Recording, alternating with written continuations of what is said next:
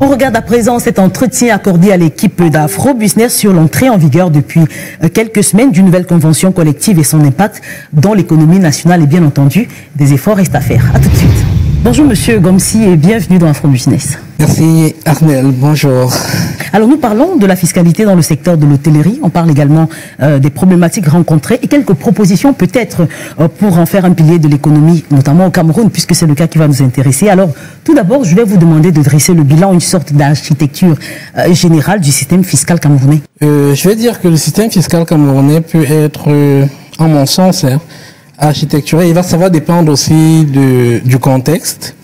Mais si on parle d'architecture, je pourrais dire que le système en lui-même n'a pas une architecture qui soit une architecture formelle. Parlant de la fiscalité des activités hôtelières, je pense qu'il faut déjà dire qu'il n'y a pas de fiscalité typique à l'activité de l'hôtellerie au Cameroun. La fiscalité qui s'y applique est une fiscalité de droit commun. Et sauf qu'il y a des petites spécificités ou alors des impôts qui peuvent être dus spécifiquement à ce secteur d'activité. Et quand je parle de fiscalité de droit commun, je vais parler d'une fiscalité qui peut donc s'articuler en trois grands axes. Une fiscalité que je peux dire d'État, à l'intérieur de laquelle on va retrouver par exemple la fiscalité traitant des impôts sur le revenu, l'IS, l'IRPP, les droits de douane, les droits d'enregistrement, la TVA, la TSR. À côté de ça, on peut prendre un autre palier qui soit la fiscalité locale. Très bien. Et la fiscalité locale elle-même sera segmentée parce que avec la réforme de la décentralisation, la fiscalité locale c'est aussi suffisamment ou alors est en véritable mutation. Et d'ailleurs avec la loi de 2024 qui a remplacé totalement la loi de 2029, qui a totalement restructuré... De 2019 De 2009. Autant, 2009, voilà. De 2009, autant pour moi. Qui a totalement restructuré la fiscalité locale. Qui aujourd'hui peut être segmentée en impôts communaux. Et à l'intérieur des impôts communaux, on va trouver, par exemple, concernant l'hôtellerie, la taxe de séjour.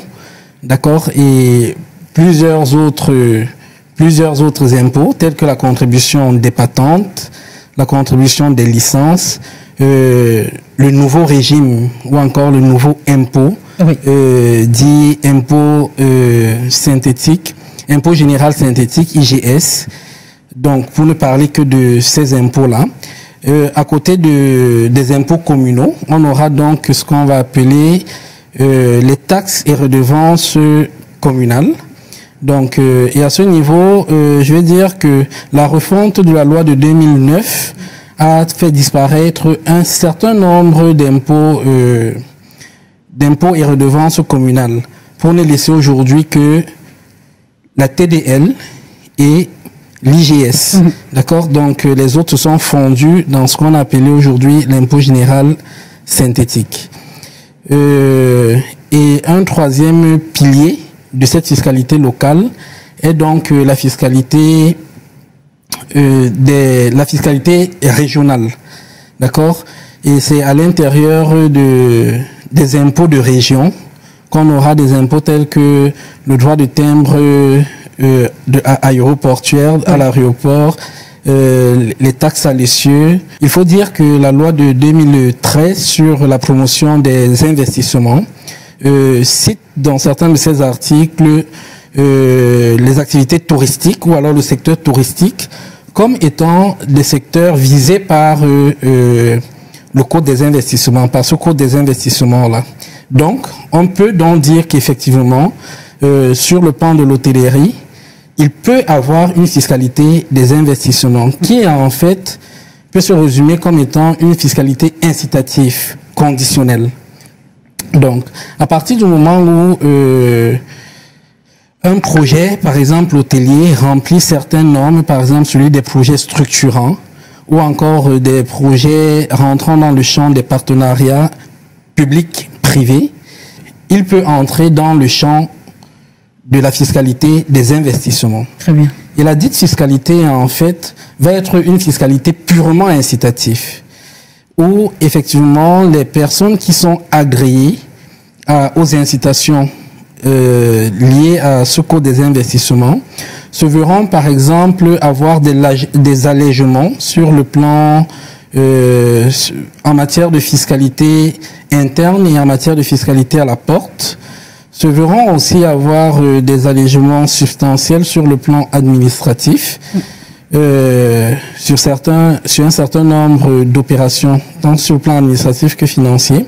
Donc, les allègements sur le plan de la fiscalité seront par exemple des allègements en matière... Comme des réductions de taxes pour qu'on puisse bien nous... Exactement, des réductions d'impôts. Par exemple, en matière d'IS ou bien d'IRPP, mais d'IS précisément, les entités qui y bénéficient se verront par exemple alléger leur IS d'un certain seuil calculé sur la base de 50% des investissements. Donc ça veut dire que si j'ai par exemple fait un investissement de 100 millions, d'accord, mon allègement d'impôt prendra pour base par exemple la moitié de cet investissement-là, où il faudrait calculer mon impôt dû, sans que cet impôt naturellement ne dépasse les 50% des impôts déclarés au cours de l'année. Et ces réductions peuvent être bénéficiées sur une période de 5 ans. À côté de ça, on aura par exemple des exemptions d'enregistrement de certains actes.